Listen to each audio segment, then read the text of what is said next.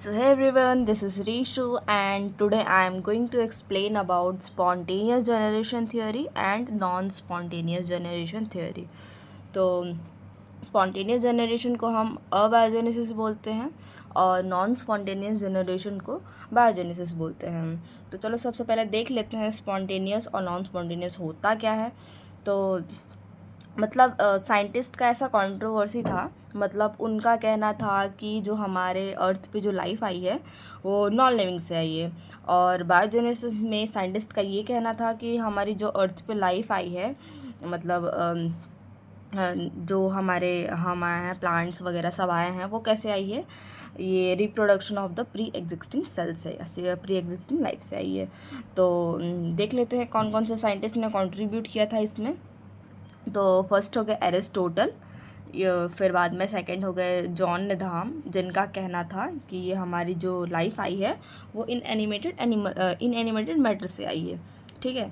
और बायोजेनेसिस में क्या था, बायोजेनेसिस में है फ्रैंको रेड्डी, और फिर बाद में ये सेकंड वाले हैं लेजारो स्पेलेंजानी, फिर थर्ड है लुइस पाचर। इनका ये कहना है कि जो हमारे अर्थ पे जो लाइफ आई है वो बायोजेनेसिस के द्वारा आई है। तो चलो देख लेते हैं कि कौन कौन से एरा हो गए हमारे। तो फर्स्ट हो गया डिस्कवरी एरा, सेकंड हो गया ट्रांजिशन एरा, थर्ड हो गया गोल्डन एरा और फोर्थ हो गया मॉडर्न एरा। तो डिस्कवरी एरा में कौन कौन से साइंटिस्ट थे हमारे, एरिस्टोटल, जिनका ये कहना था कि स्पॉन्टेनियस जनरेशन जो है इज़ द बेस्ट, मतलब ये इसकी वजह से हमारी लाइफ आई है।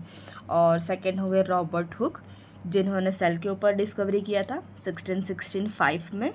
थर्ड हो गए एंटनी वॉन लिवनहुक ने।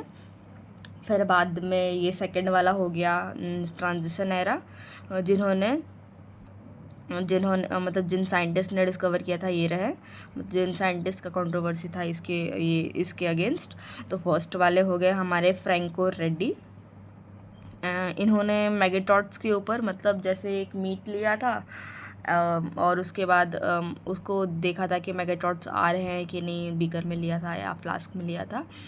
फिर बाद में सेकंड हो गए हमारे लेजारो स्पेलेंजानी, थर्ड हो गए हमारे जॉन नेधाम, जिन्होंने मीट ब्रॉथ को हीट करके देखा था।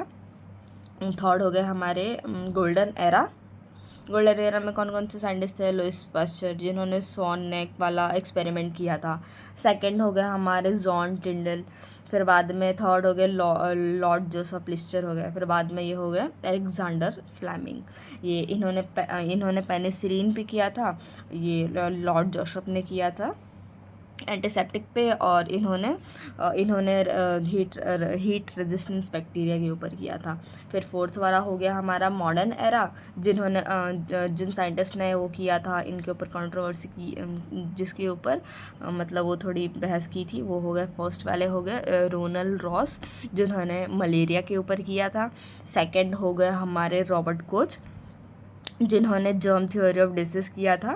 फिर बाद में थर्ड हो गए हमारे वॉटसन एंड क्रिक ने, जिन्होंने डीएनए के ऊपर एक्सपेरिमेंट वगैरह किया था। फोर्थ हो गए हमारे पनिशर, जिन्होंने पायरोन्स के ऊपर किया था। तो ये हमारा शॉर्ट रिवीजन हो गया स्पॉन्टेनियस और नॉन स्पॉन्टेनियस जनरेशन थ्योरी का। और हमने इसमें ये सीखा है कि कौन कौन से साइंटिस्ट जो है जिनकी कंट्रोवर्सी एक दूसरे के अगेंस्ट रही है। So let me know in the comment box that you want in detail or something new. So thank you for this video.